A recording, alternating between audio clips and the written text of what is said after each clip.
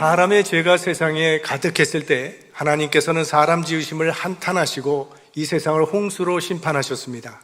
하나님께서 만드신 인간과 동물들을 이 지면에서 다 쓸어버리셨습니다.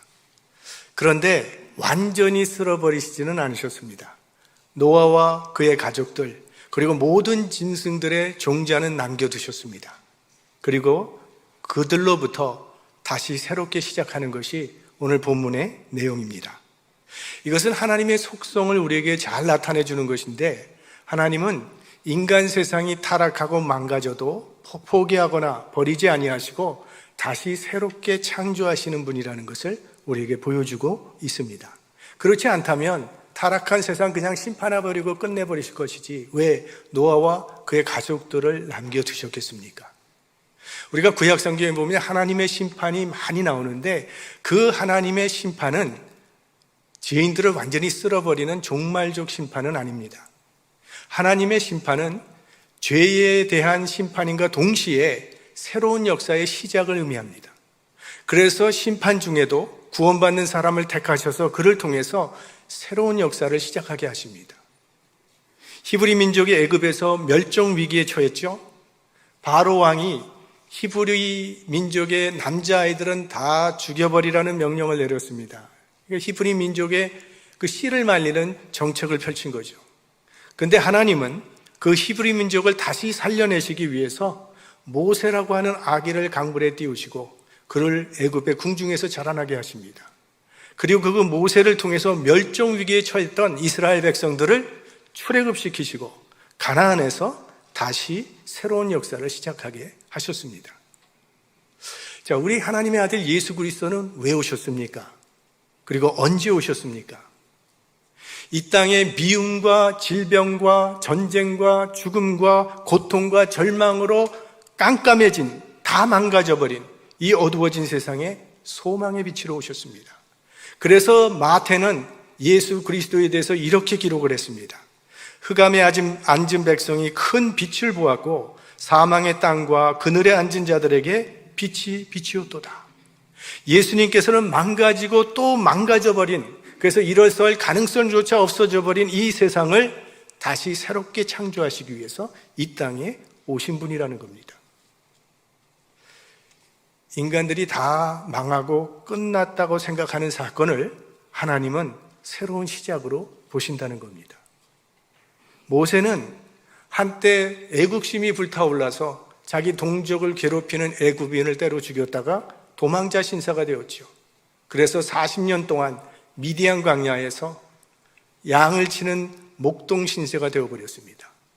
모세가 80이 되었을 때 그의 젊은 딸의 꿈은 다 사라져버렸고 이제 내 인생은 이렇게 끝나는 것이라고 생각하고 있었는데, 바로 그때에 하나님께서 모세에게 찾아오셔서 새로운 사명을 주시고 그와 함께 출애굽의 역사를 이루셨습니다. 때로 이제는 다 망했고 이제는 끝났다고 우리가 낙심할 때가 있는데, 그러나 하나님은 그때를 바로 시작으로 보신다는 겁니다. 하나님은 결코 우리를 망하게 내버려 두시지 않습니다. 다시 일으켜 세워주시고 하나님께 함께 새로운 역사를 시작하게 하십니다. 사방으로 우겨쌈을 당한 것 같은 답답한 일을 만날지라도 낙심하지 마시기 바랍니다. 하나님은 언제나 우리에게 새로운 기회를 주실 것입니다. 어떤 상황 속에서도 우리 주님과 함께 새로운 역사를 창조해 나가는 믿음의 사람들이 되시기를 바랍니다. 참 하나님은 상한 갈대를 꺾지 아니하시고 꺼져가는 심지를 끄지 아니하시는 참 자비로우신 하나님입니다. 그래서 절대로 마지막 불씨는 끄지 않으십니다.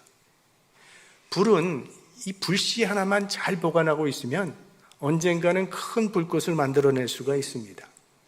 우리 집안에 있는 그 가스 스토브에는 파일럿 라이트라고 하는 작은 불꽃이 늘 들어와 있죠. 거기에 가스가 들어오면 큰 불꽃을 일으키게 됩니다. 우리 신앙생활도 비슷하다고 봅니다. 우리 신앙이 늘 뜨겁고 활활 타오를 수만은 없습니다. 어떤 때는 이게 신앙이 있는 것인지 없는 것인지 모를 정도로 식어버릴 때도 있습니다. 그러나 하나님은 절대로 우리의 신앙의 불꽃이 다 꺼지도록 내버려 두시지는 않습니다. 그 불씨를 남겨두십니다. 그러다가 때가 되면 그 불씨에 다시 성령의 불꽃이 타오르도록 역사하신다는 것입니다. 자, 본문은 이 노아라고 하는 불씨를 남겨두신 하나님께서 그를 통해서 이제 새로운 역사를 시작해 가십니다. 1절, 하나님이 노아와 그 아들들에게 복을 주시며 그들에게 이르시되 생육하고 번성하여 땅에 충만하라. 자, 이제 새로운 역사가 시작되는 첫 순간에 하나님께서 가장 먼저 하신 일은 노아와 그 아들들에게 복을 주시는 것이었습니다. 생육하고 번성하여 땅에 충만하라. 자, 이것은 어디서 들어본 거 아닙니까? 천지 창조하실 때 아담에게 주셨던 복을 다시 주시는 것입니다. 이게 무슨 뜻이겠습니까? 타락한 인류를 홍수로 심판하시기는 하셨지만 창조 때 의도하셨던 그 하나님의 본래의 계획은 철회된 것이 아니라는 것입니다. 인간은 실패를 반복하고 있지만 하나님은 참 신실하게도 그 계획을 이루어 가신다는 겁니다. 그래서 노아를 통해서 여인의 후손인 메시아가 오게 되고 마침내 예수 그리스도 안에서 죄로 인해서 멸망당할 수밖에 없었던 인류가 구원을 받는 복이 이루어지게 되는 것입니다. 이것을 통해서 우리가 알 수 있는 또 하나 하나님의 속성이 있다면 하나님은 신실하신 분이라. 오늘 찬양팀에서 우리 신실하신 하나님에 대해서 찬양을 했죠. 하나님께서는 약속을 하시면 그 약속이 영원토록 변함이 없습니다. 창세기에서 하신 그 약속이 계시록의 끝까지 이루어진다는 거예요. 사람들이 변해서 문제지 하나님은 변함이 없습니다. 사실 인간은요, 편리에 따라 약속도 하고 편리에 따라 약속을 깨버리기도 합니다.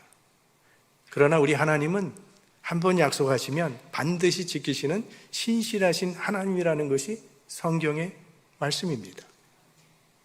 탕자가 아버지의 재산을 들고 나갔어요. 탕자의 손에 아버지의 재산이 있었을 때는 많은 사람들이 좋은 약속을 하면서 그에게 다가왔습니다. 우리 사이는 절대 변하지 말자고. 그런데 그 재산이 다 없어져 버리고 마니까 그는 모든 사람들로부터 버림을 당했습니다. 그러면 그가 빈털터리가 되고 거지 신세가 되었을 때 그때도 누가 그의 손을 잡아줄 수 있었는가 하는 것입니다. 하나님 아버지는 그때도 변함없이 우리를 사랑하고 계시다는 것이 탕자의 비유입니다. 오늘 우리가 읽은 본문에 보시면 언약, 이 약속 혹은 계약이라는 단어가 7번 나오고 있습니다. 자, 우리가 사람과 사람 사이에 계약을 할 때는 어떻게 하죠? 쌍방의 합의하에서 서명을 해서 계약을 체결합니다. 그런데 성경에 보시면 하나님이 사람과 언약을 하실 때는 그건 아주 일방적입니다. 왜냐하면 일방적일 수밖에 없는 이유는 인간은 연약해서 언약을 지킬 수 없는 존재이기 때문에 하나님께서 일방적으로 언약을 세우시고 이루어 가시는 것입니다. 이건 하나님의 은혜입니다. 우리 부모님들이 자녀를 키울 때 자녀들과 계약을 하고 키우는 거 아니죠. 부모는 무조건적으로 일방적으로 자녀들에게 사랑을 베풉니다. 이처럼 우리 하나님은 내가 사랑받을 만한 가치가 없는 사람이라 할지라도, 내가 하나님 앞에 어떠한 일을 한 적이 없다 할지라도 나를 일방적으로 무조건 사랑하신다는 것이죠. 사실 우리는요, 하나님의 기대에 부응하는 삶을 살지 못했습니다. 하나님의 자녀다운 삶을 살지 못하고 있습니다. 그럼에도 불구하고 하나님께서 지금까지 우리를 버리지 아니하시고 지켜주셨습니다. 왜냐하면 우리는 하나님의 백성이고 하나님은 우리의 하나님이라고 하는 그 언약 관계에 신실하신 분이기 때문입니다. 비록 우리는 하나님의 자녀다운 신분을 지키지 못했지만 하나님은 우리의 어떠함을 보시고가 아니라 하나님의 신실하심에 근거해서 우리를 지켜주고 계신 것입니다.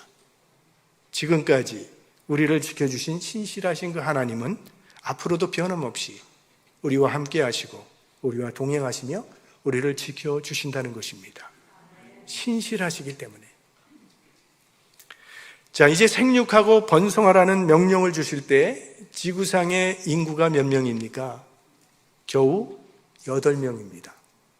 이제 노아의 식구로 인해서 새로운 인류가 이루어지기 위해서는 생육하고 번성해야 합니다. 그래서 이 명령을 주신 것입니다. 그렇다면 오늘날도 우리가 아기를 많이 낳는 것이 하나님의 뜻입니까? 이 말씀 속에는요, 영적 의미가 있는 것입니다. 하나님께서 아브라함에게 내 자손이 하늘의 별과 같이 바다의 모래와 같이 되리라 말씀을 하셨어요. 축복하셨습니다. 아브라함이 자식을 몇 명이나 낳았습니까? 바다의 모래같이 하늘의 별같이 많은 자식을 낳았습니까? 아닙니다. 그런데 왜 그렇게 말씀하신 것입니까? 그것은 믿음의 후손을 가리키는 말씀입니다. 지금 아브라함이라고 하는 사람은 지구상에 있는 모든 믿는 자들의 조상이 되었으니 하나님 말씀하신 그대로 자녀들이 하늘의 별과 같이 바다의 모래와 같이 많아지는 축복이 이루어진 것입니다. 그것이 하나님의 관점에서 보시는 생육하고 번성하는 축복입니다. 하나님과 바른 관계에 있지 않은 사람이 생육하고 번성하게 되면 이 세상은 더 어두워지게 됩니다. 우리가 살펴봤던 것처럼 가인의 후손들도 생육하고 번성했습니다. 그들은 사회에 크게 공헌한 사람들도 많이 있었습니다. 산업을 발전시켰죠. 예술을 발전시켰습니다. 기술 문명이 그들을 통해서 많이 발달했습니다. 하지만 그것은 소위 세상이 말하는 복된 사람이지 하나님이 말씀하시는 복된 사람은 아닙니다. 그들은 하나님을 떠난 인생이었기 때문에, 그리고 그 결과는 홍수의 심판이었습니다. 하나님이 원하시는 번성이란 하나님과 바른 관계를 맺고 살아가는 번성입니다. 하나님과 동행하면서 하나님의 나라가 하늘에서 이루어진 것 같이 이 땅에서도 이루어지도록 살아가는 사람들이 이 땅에 충만해지는 그것이 하나님의 바람이라는 거죠. 우리와 우리의 자손들이 그렇게 하나님의 뜻을 따라 생육하고 번성하는 복을 받게 되기를 원합니다. 그런데 오늘 말씀을 보시면 오늘 노아에게 주신 말씀은 하나님께서 첫사람 아담에게 주셨던 말씀과는 조금 다르다는 것을 우리가 발견하게 됩니다.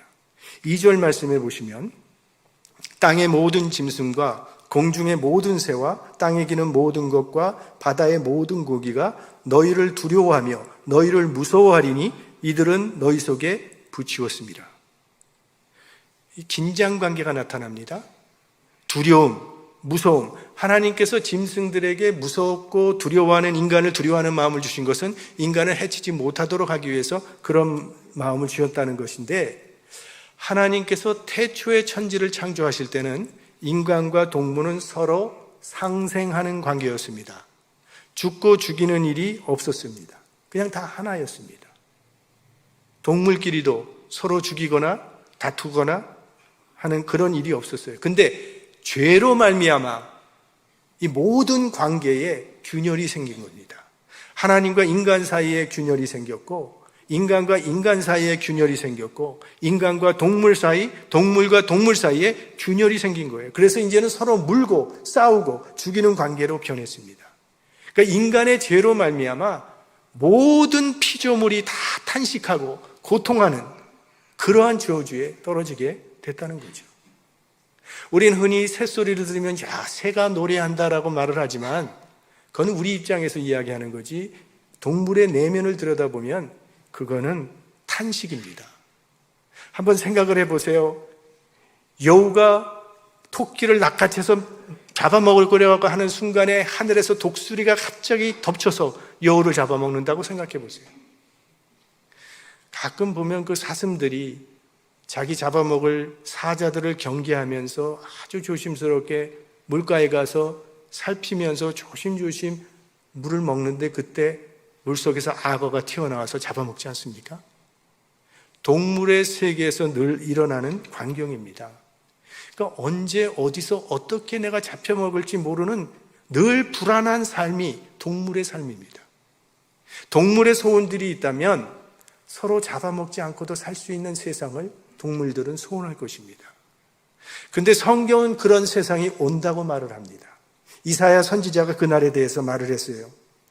그때의 이리가 어린 양과 함께하며 표범이 어린 염소와 함께 누우며 송아지와 어린 사자와 살찜 짐승이 함께 있어 어린아이에게 끌리며 암소와 곰이 함께 먹으며 그것들의 새끼가 함께 엎드리며 사자가 소처럼 풀을 먹을 것이며 젖먹는 아이가 독사의 구멍에서 장난하며 젖된 어린아기가 독사의 굴에 손을 넣을 것이라. 완전한 관계의 회복을 선언하고 있습니다. 에덴의 회복입니다. 이것이 본래 에덴의 모습입니다. 지금 우리들은 그렇게 모든 것이 완전히 회복되어질 하나님의 나라를 기다리고 있는 것입니다. 근데 그건 우리 인간만이 아니라 모든 피조물이, 자연세계도 예수 그리스도가 다시 오실 날을 기다리고 있다는 것입니다. 그리고 이 노아에게 주신 말씀이 또 다른 점이 하나 나타나는데 3절, 무릇 산 동물은 너희의 식물이 될지라 채소같이 내가 이것을 다 너희에게 주노라 하셨습니다. 인간에게 동물을 식용으로 허락해 주셨습니다. 이전까지 인간의 음식은 열매와 채소였습니다. 그런데 아담의 죄로 말미암아 땅이 저주를 받아서 이제는 이전같이 풍성한 열매를 맺을 수 없게 되었습니다. 이 땅이. 그래서 아마 이제는 동물을 잡아먹지 않으면 먹고 살기가 힘들어질 것 같아서 하나님께서 허락해 주신 것 같습니다. 어떤 신학자는 말하기를 노아의 홍수 때 궁창 위에 있던 물이 다 쏟아져 내리는 바람에 이 생태계에 변화가 생겼다는 겁니다. 그래서 사람의 인체에도 변화가 생겼고, 그래서 그동안은 채소만 먹어도 괜찮았는데 이제는 채소만으로는 건강을 유지할 수 없는 그런 신체적인 변화가 생겼기 때문에 하나님께서 육식을 허락하셨다는 그런 말을 하기도 합니다. 이와 같은 중요한 것은 사람이 살아가는 데 필요한 양식을 하나님이 먼저 아시고 그것을 제공해 주셨다는 겁니다. 그래서 예수님께서 말씀하시기를 너희는 먼저 그의 나라와 의를 구하라, 그리하면 이 모든 것을 너희에게 더하시리라고 말씀하셨던 것이죠. 인생의 목표를 무엇을 먹을까, 무엇을 마실까에 두고 살지 말라는 말씀입니다. 만약 우리가 일생 먹고 마시는 일을 위하여 산다면 우리와 동물이 다른 점이 무엇입니까? 인간이 동물보다 우월하다고 하는 것은 하나님의 영광을 추구하는 데 있습니다. 하나님의 나라와 하나님의 의를 추구하는 데 우리 인간의 영광, 존귀함이 거기에 있다는 것입니다. 그래서 예수 그리스도께서 우리에게 가르쳐 주신 그 주기도문을 보시면 거기에 7가지 간구의 내용이 나오는데 이 7가지 간구는 두 부분으로 나뉘어질 수 있습니다. 첫째 3개는 하나님의 영광을 간구하는 기도입니다. 이름이 거룩히 여김을 받으시오며 나라의 임하옵시며 뜻이 하늘에서 이룬 것 같이 땅에서도 이루어지이다. 이 3개는 하나님의 영광을 간구하는 기도고 나머지 3개는 인간의 필요를 위한 기도입니다. 일용할 양식을 우리에게 주옵시고 죄를 사하여 주옵시고 시험에 들게 하지 마옵시고 악에서 구하옵소서. 10계명을 보셔도 같은 패턴으로 두 부분으로 나뉘어져 있죠. 1계명에서 4계명까지는 하나님에 관한 계명이고 5계명에서 10계명까지는 인간에 대한 계명으로 나옵니다. 성경은 순서를 중요하게 생각한다는 거예요. 하나님이 먼저라고 가르칩니다. 그 순서가 중요한 이유는 목적과 수단이 바뀌면 안 되기 때문입니다. 하나님의 나라와 의를 구하는 자에게 부와 명예가 주어지면 그 부와 명예는 하나님을 섬기는 선한 도구가 된다는 거예요. 그러나 명예와 부를 먼저 생각하는 사람에게 부와 명예가 주어지면 그것은 하나님을 섬기는데 장애물이 된다는 것입니다. 그러므로 우리는 삶의 목표를 하나님의 나라와 하나님의 의에 두고 살아가야 한다는 거예요. 그렇게 살아가면 하나님께서 모든 필요한 것을 우리에게 더하여 주시겠다고 약속하십니다. 하나님께서 나의 모든 필요를 아시고 채워주신다는 그 믿음을 갖고 살아가는 것이 성도들의 능력이요 기쁨이요 도리입니다. 자, 육식은 허용하셨지만 피채 먹지는 말라 이렇게 제한을 두셨습니다. 육식을 하되 그 피가 상징하고 있는 생명의 존엄과 그 생명의 가치는 인식하라는 의미에서 피채 먹지는 말라고 제한을 두신 것입니다. 피는 생명의 근원이고 생명은 하나님께 속한 것이기 때문에 짐승의 생명이라 할지라도 하나님이 만드신 그 생명을 함부로 대해서는 안 된다는 그런 말씀이죠. 하나님께서 짐승들도 이렇게 다루신다면 하나님의 형상을 지닌 인간이야 말할 것도 없는 것이죠. 인간의 생명의 존엄이가 되어서. 이 피채 먹지 말라는 이 율법을 유대인들은 지금까지도 그대로 받아들여서 고기를 먹을 때는 피를 다 뺀 고기를 먹습니다. 그래서 그 코셔 음식을 유대인들은 먹는데요. 이 구약 성경에 보면 모세 율법에 우리가 먹을 수 있는 음식, 먹지 말아야 할 음식을 하나님께서 정해 주셨는데 대표적으로 소고기는 먹어도 돼요. 그러나 돼지고기는 먹으면 안 되게 되어 있습니다. 또 물고기를 먹을 때는 비늘 있는 물고기는 먹어도 되지만 비늘이 없는 맥이라든지 장어 같은 거는 먹지 않도록 그렇게 되어 있습니다. 이게 한국 사람들에겐 큰 고민이 될 겁니다. 한국 사람 삼겹살 좋아하고 장어 좋아하고 선짓국 좋아하는 사람도 있는데 우리는 어떻게 해야 되는가? 예수님께서 말씀하시기를요, 입으로 들어가는 것은 사람을 더럽힐 수 없다고 말씀하셨어요. 마태복음 15장 11절, 입에 들어가는 것이 사람을 더럽게 하는 것이 아니라 입에서 나오는 그것이 사람을 더럽게 하는 것이라. 사도 바울도 디모데전서 4장 3절 말씀에 식물은 하나님이 지으신 바니 믿는 자들과 진리를 아는 자들이 감사함으로 받을 것이니라. 식물은 다 하나님께서 만드신 것이라는 거예요. 그래서 감사하는 마음으로 먹으면 문제될 것이 없다는 그런 말씀인데, 여기에 사도 바울의 교훈을 한 가지 더 추가한다면 우리 고린도 전서 그때 공부할 때 우리가 생각해 봤던 것입니다. 그 바울은 뭐라고 얘기를 했냐면 신앙에 손해가 되는 것은 먹지 말라 이렇게 말을 합니다. 이것은 고린도에서 먼저 우상에게 제물로 바쳐졌던 이 고기를 성도들이 먹어도 되느냐 안 되느냐 이 문제에 대해서 교훈을 줄 때 바울은 말하기를 신앙의 양심에 거리낌이 없다면 먹어도 괜찮다.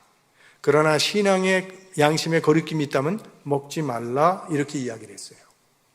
지금 우리는 구약 시대를 살고 있지 않기 때문에 먹는 것에 있어서는 자유함을 얻었는데 먼저 그의 나라와 의를 구하라고 하셨으니 먹는 문제로 인해서 우리 신앙에 손해가 나게 해서는 안 될 것입니다. 자, 하나님께서는 새로 시작하는 노아의 가족에게 언약을 세우십니다. 11절 말씀입니다. 내가 너희와 언약을 세우리니 다시는 모든 생물을 홍수로 멸하지 아니할 것이라. 땅을 침몰할 홍수가 다시 있지 아니하리라. 하나님께서요, 다시는 물로 세상 멸하지 않겠다고 약속하시는데 지금 이것은 노아에게는 굉장한 위로의 말씀입니다. 왜냐하면 노아와 그의 가족들은 1년 동안 홍수를 겪으면서 하나님의 진노가 얼마나 무섭고 두렵다는 것을 절실하게 깨달은 사람들입니다. 한순간에 이 세상 모든 생명체가 그들의 눈앞에서 다 사라져버리고 덩그러니 노아와 그의 가족들 8명만 남았으니 노아와 그의 가족들의 마음은요 지금 두려움과 무서움으로 가득 차 있는 겁니다. 그래서 하나님께서 노아에게 찾아오셔서 그의 마음을 위로해 주시는 겁니다.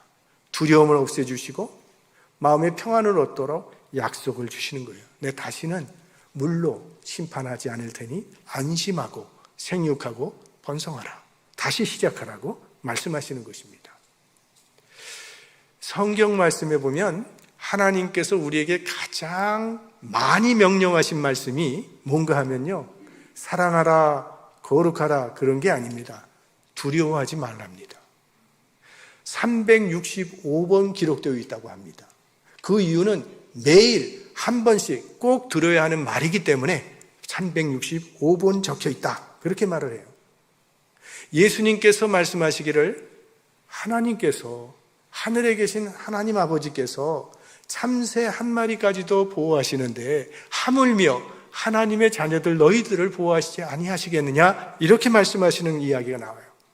그러니까 우리가 두려워하지 말아야 할 이유는 하나님이 우리를 사랑하시고 보호하시기 때문입니다. 아니, 하나님께서 우리를 사랑하시고 보호하시는데 누가 우리를 해할 수 있겠습니까? 전지전능하신 하나님께서 우리를 자녀 삼아 주셨는데 누가 우리를 대적할 수 있겠는가 하는 것입니다. 그래서 하나님께서 이사야 선지자를 통해서 주신 말씀이 있죠. 우리 한번 다 같이 합독해 보겠습니다. 두려워 말라. 내가 너와 함께 함이니라. 놀라지 말라. 나는 네 하나님이 됨이니라. 내가 너를 굳세게 하리라. 참으로 너를 도와주리라. 참으로 나의 의로운 오른손으로 너를 붙들리라. 여러분 안에 있는 크고 작은 두려움, 일에 관한 두려움, 인간관계에 관한 두려움, 내 미래가 어떻게 될 것인가 이런 두려움, 여러분 마음 안에 있는 모든 두려움을 다 떨쳐내시기 바랍니다. 사랑의 하나님께서 우리와 함께 계시고 도와주시고 보호해 주실 것을 믿으시기 바랍니다. 오늘 성가대가 외친 것처럼 담대하라. 이게 하나님이 원하시는 마음입니다. 두려워하는 마음은 하나님이 주시는 마음이 아닙니다. 이렇게 하나님께서 노아와 언약을 세우시고 무지개를 증표로 주셨습니다. 여러분, 무지개는 언제 나타납니까? 비가 그친 후에 나타납니다. 우리 인생에 먹구름이 끼고 폭풍우가 몰아쳐서 한치 앞을 볼 수 없을 때라도 그것으로 끝났다고 생각하지 말아야 합니다. 언젠가는 그 비가 멈출 것이고 무지개가 뜰 것이기 때문입니다. 끝까지 우리 하나님의 약속의 말씀을 신실하게 붙들고 구름 사이에 나타날 무지개를 바라보면 반드시 약속의 무지개는 우리 위에 나타나게 될 것입니다. 하나님은 인간과 언약하시는 하나님이시며 오늘 본문에 나타납니다. 그리고 언약을 주실 뿐만이 아니라 증거까지 함께 주십니다. 하나님이 아담과 언약을 맺습니다. 생명의 길과 죽음의 길을 약속하십니다. 그리고 그 약속의 표시로 선악과를 증거로 삼으셨습니다. 하나님께서 노아와 언약을 맺습니다. 이제는 홍수로 세상을 멸망하지 않겠다고 약속하셨습니다. 그리고 그 약속의 표시로 무지개를 증거물로 삼았습니다.